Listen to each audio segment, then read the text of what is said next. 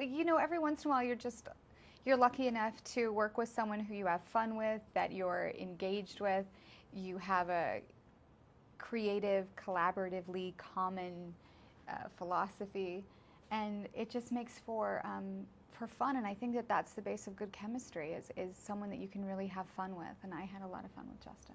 I think we bonded over perfectionism and tireless work ethic, which I think we both really have. And aside from that, you know, I think we both really, while these characters in so many ways are similar to who we are as people, I think we describe our characters as people we'd hang out with in real life. And you can't say that for every character that you play. And while that probably, you know, creates its own set of insecurities, I think you know, it allowed us to kind of like really ground it and just have fun with each other, and yeah, it was a lot of fun. I thought you were going to say it was because of my hair or something. I do love your hair. Thank you. Yeah.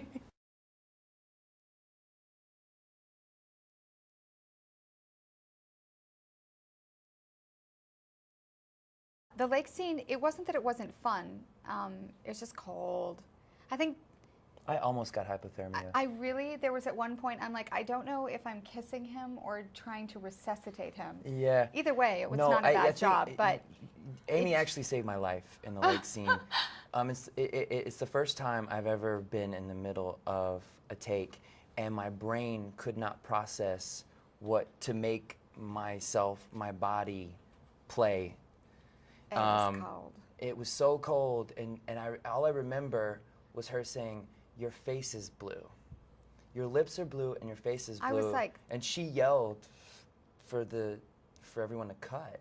I was like, we're not going to be able to use this, guys. Justin's blue.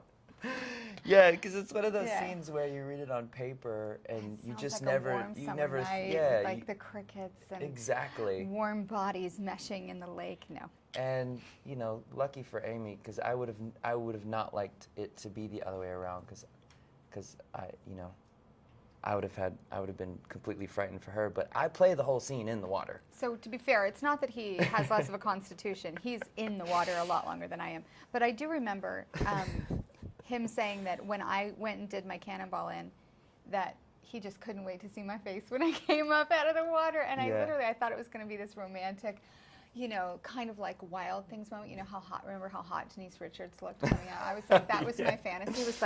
It was just like men around the country gasp, and instead it was like hair in the face, like we actually had to like do. I could not breathe. Yeah, we actually had to do pickup tape, pickup shoot for the close-ups on that scene because it was just too cold in a heated pool.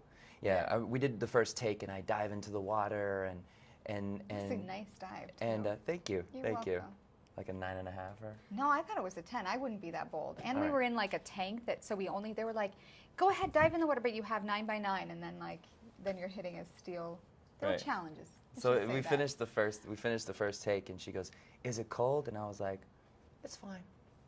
It's fine. I just can't wait to see your face after you jump in the water. You come up out of the water. I want to see what your natural reaction was." Yeah, I pride myself as being someone who can get through that. Like, I did natural childbirth, so I'm like, I got this. I mean, I literally was like, she came up out of the water and was like, it was basically like a child being born. It was like, it's not well, you guys made it or look cute. I